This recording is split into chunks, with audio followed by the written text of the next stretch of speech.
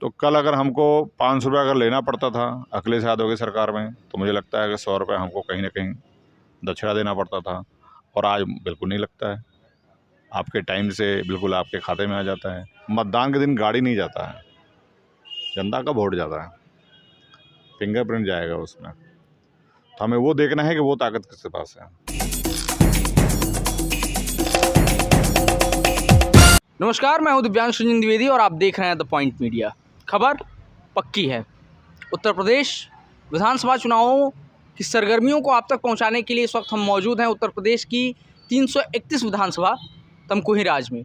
और हमारे साथ हमसे बातचीत करने के लिए हमारी बाईं तरफ इस क्षेत्र के जाने माने नाम श्री विजय राय हमारे साथ मौजूद हैं।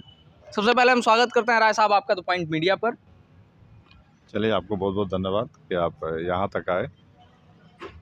हम सबसे पहले आपसे जानना चाहेंगे आपकी विधानसभा में वो कौन से कार्य हैं, चूँकि सरकार आपकी है, कौन से कार्य हैं जिनसे विजय राय संतुष्ट नहीं है या चाहते हैं कि एक आदर्श विधानसभा में उन कार्यों का स्तर और ऊंचा होना चाहिए? देखिए, यहाँ का जो नेतृत्व है इस विधानसभा का, वो कांग्रेस के हाथ में है जी। इसमें अजय कुमार लल्लू जी यहाँ के विधायक हैं, लेकिन उनके कांग्रेस में रहने के बाद भी उत्तर प्रदेश सरकार ने इस विधानसभा में संपूर्ण रूप से विकास किया है। जैसे कि समाजवादी पार्टी की सरकार थी जी। और 14 से लेकर के 17 तक केंद्र में भारतीय जनता पार्टी की सरकार रही, और 12 से लेकर 14 तक जो है उत्तर प्रदेश में आपकी सरकार थी अखिलेश यादव की। जी। तो 12 से लेकर 14 तक हमारे विकास की गति थोड़ी धीमी रही, लेकिन 14 से लेकर 17 तक इस विधानसभा में विकास की गति रही। फिर हमारे 19 में हमारे माननीय सांसद रमापत राम त्रिपाठी जी आ गए, वो हमारी गति बनी रही। और फिर उत्तर प्रदेश में 2017 में भारतीय जनता पार्टी की सरकार आ गई। तो एमएलए भले दूसरे दल का रहा, लेकिन संपूर्ण उत्तर प्रदेश में भारतीय जनता पार्टी जहां उसके अपने एमएलए हैं चाहे नहीं है, सामान्य रूप से विकास का कार्य करती रही। और हमारी पार्टी ने निश्चित तौर पे बेहतर कार्य किया है उत्तर प्रदेश में। कहीं कोई असंतुष्ट न हम हैं न इस प्रदेश की जनता है।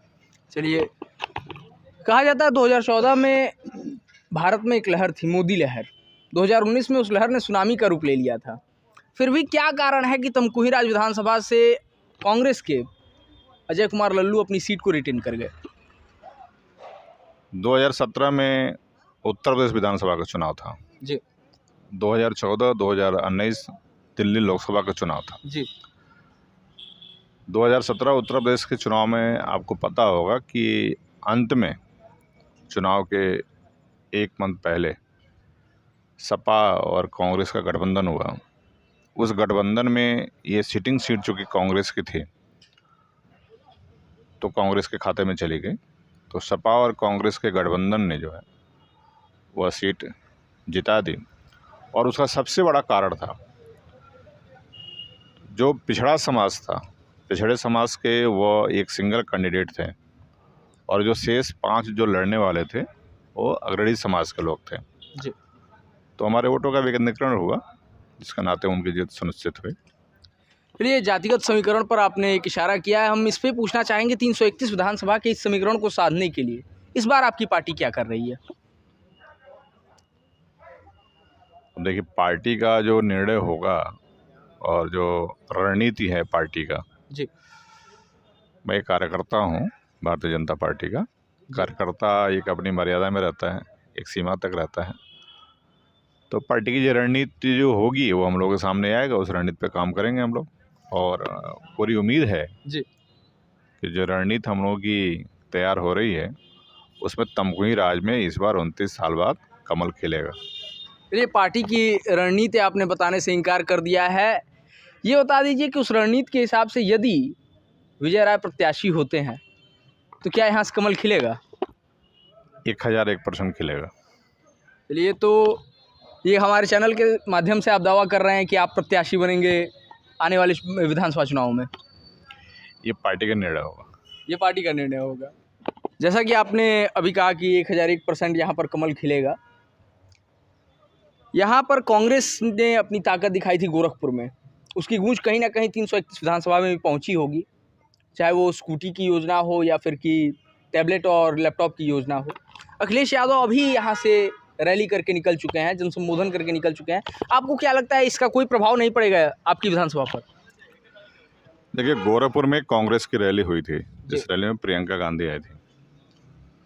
आपका कहना है कि 331 पे कोई प्रभाव पड़ेगा? 331 पे ही नहीं, संपूर्ण गोरखपुर मंडल पे उसका कोई प्रभाव नहीं है। अगर उसका प्रभाव पड़ता तो 2017 में प्रियंका गांधी को कांग्रेस ने उतारा था उत्तर प्रदेश में जी। और हम लोग देहात में कहा करते हैं, गांव में बच्चे खेलते हैं, जिसको हरा देते हैं कहते हैं आए वो खेलने के लिए टाइम टाइम फिस हो गया। तो प्रियंका गांधी को भी भारतीय जनता पार्टी ने टाइम टाइम फिस किया है। तो उसका कोई बहुत इम्पैक्ट क्या, कोई भी इम्पैक्ट पॉलिटिकल तौर पे हमारे उत्तर प्रदेश के किसी विधानसभा पे नहीं है। रही बात कांग्रेस जो स्कूटी और क्या क्या देने की बात कर रही है, देखिए पहले जनता का विश्वास जितना किसी भी राजनीतिक दल के लिए बड़ा जरूरी होता है जी। और कांग्रेस से विश्वास लोगों का उठ गया है। वरना 2019 के चुनाव में राहुल गांधी ने कहा था कि जो सरकार किसानों को 500 रुपये पर महीने दे रही है, हम उसको 6,000 रुपये पर महीने दें। जी। लेकिन इस देश की जनता ने विश्वास नहीं किया कि कांग्रेसी झूठ बोलते हैं। और आज देश का युवा इस बात को लिखता है सोशल मीडिया पे कि मोदी है तो मुमकिन है। और यह बहुत दिनों बाद इस देश में पढ़ने को मिला है कि जनता को किसी राजनीतिक दल पे यकीन हुआ है, विश्वास हुआ है, और विश्वास हुआ है तब, और वो भी युवा पक्ष में हुआ है जो देश की 55% आबादी के साथ खड़ा है। उसमें विश्वास भारतीय जनता पार्टी ने पैदा किया है। अब वो स्कूटी दें, वो ट्रेन दें, वो बस दें, ये उनका विषय है। देश की जनता जानती है कि कांग्रेस ना आने वाली है ना कुछ देने वाली है। अखिलेश यादव के फैक्टर पे क्या कहना चाहेंगे आप? अखिलेश यादव की विजय यात्रा निकल रही है जी। इस जनपद में भी आई है। आज इस विधानसभा में भी मीटिंग हुई है किसान पीजी कॉलेज के ग्राउंड पे। और एक इत्तेफाकिया, आज हमारे भारतीय जनता पार्टी के जिला उपाध्यक्ष अवधेश प्रताप सिंह जी की पत्नी का देहांत हो गया था। उनके अंतिम संस्कार में सुबह शामिल हुआ था। वापसी में मैं उस जाम में फंसा था। जी। किसी नेता के साथ अगर 100 गाड़ी चल रही है तो 100 गाड़ी में अगर 200 लोग, 2 आदमी बैठे हैं, 3 लोग बैठे हैं, तो यानी कि 300 लोग हो गए। तो वो गाड़ी जाम लगा रही है, न कि जनता जाम लगा रही है। बैलेट बॉक्स में मतदान के दिन गाड़ी नहीं जाता है, जनता का वोट जाता है, फिंगरप्रिंट जाएगा उसमें। तो हमें वो देखना है कि वो ताकत किसके पास है। वो ताकत जो है उत्तर प्रदेश में योगी आदित्यनाथ के पास है। हमारे योगी जी का कार्यक्रम लग जाता है जी। किसी जगह पे, तो उनके साथ जितने लोग चल रहे हैं उतने लोग सोशल मीडिया पे पोस्ट करते हैं कि आज मेरे नेता आ रहे हैं, और आज उनके साथ उतने 300 लोग चल रहे थे एक विधानसभा में। जी। तो जनता का और गाड़ी में बड़ा अंतर है। तो इस बात पे ध्यान देना चाहिए बैलेट बॉक्स में क्या जाएगा। चलिए, बैलेट बॉक्स में क्या जाएगा इससे अलग हट करके एक सवाल पूछते हैं। आपके हिसाब से एक आदर्श विधानसभा कैसी होनी चाहिए, या एक आदर्श विधायक कैसा होना चाहिए? देखिए, आदर्श विधायक की बात की आपने और आदर्श विधानसभा, जी। दोनों में बड़ा अंतर है। आदर्श विधायक तो वही हो सकता है कि वो चुनाव जीत गया, चाहे जिस भी दल से हो, तो संपूर्ण विधानसभा की जो आबादी है वो संपूर्ण का विधायक है। जी। जिसने उसको वोट नहीं किया, ऐसा नहीं कि उसका विधायक नहीं है, उसका दूसरा कोई विधायक नहीं होता है। कौन व्यक्ति वोट किया, कौन नहीं किया, ये उसका विज़न नहीं होना चाहिए। ये उसका ये विज़न होना चाहिए कि हम अगर 5 साल मुझे जनता ने कार्य करने का मौका दिया है, तो बिल्कुल एक टक उसकी नज़र जो है विधानसभा के विकास पर होना चाहिए। और जब हमारा माइंड कंसंट्रेट रहेगा विधानसभा के विकास पे, तो मुझे लगता है कि हमारे माइंड में दूसरे कुछ चीज़ें घुसेंगी ही नहीं, और जिससे विवाद नहीं देने वाले वोटों के प्रति जो है, जो मतदाता हैं, उनसे हमारा होगा ही नहीं। जी। मधुर आवाज़ उस व्यक्ति की होनी चाहिए। हमारे विधानसभा में बाबू गेंदा सिंह ने राजनीति किया। उनके बारे में लोग कहते हैं कि जब कोई जाके उनसे कहता था कि फला व्यक्ति ने आपको गाली दिया, तो गेंदा बाबू कहते थे कि गाली कैसा दिया, उसने मेरी माँ को दिया कि नहीं दिया। तो सामने वाला कहता था कि नहीं, उसने आपको माँ को भी गाली दिया। तो गेंदा बाबू कहते थे वो मेरा पक्का सपोर्टर था, तो मेरा बहुत अच्छा कार्य करता है। तो ये एक आदर्श विधायक की बात है।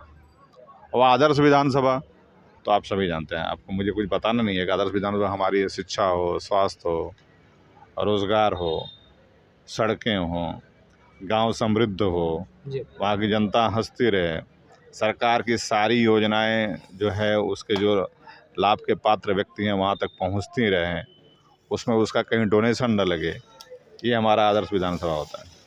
तो उस दिशा में काम करना चाहिए अपने विधायक को। जो चलिए, चलते चलते हमारे चैनल के माध्यम से जो भी लोग आपको देख रहे हैं, निश्चित तौर पर उसमें आपके 331 तमकुहीराज विधानसभा की जनता भी है, उनसे आप क्या कहना चाहेंगे?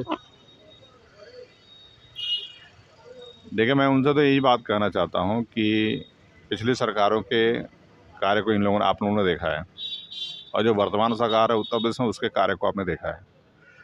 डिजिटल इंडिया के माध्यम से ये सरकार प्रतिबद्ध है, कटिबद्ध है कि धीरे धीरे हम किसी भी दशा में, किसी भी योजना में हम भ्रष्टाचार नहीं होने देंगे।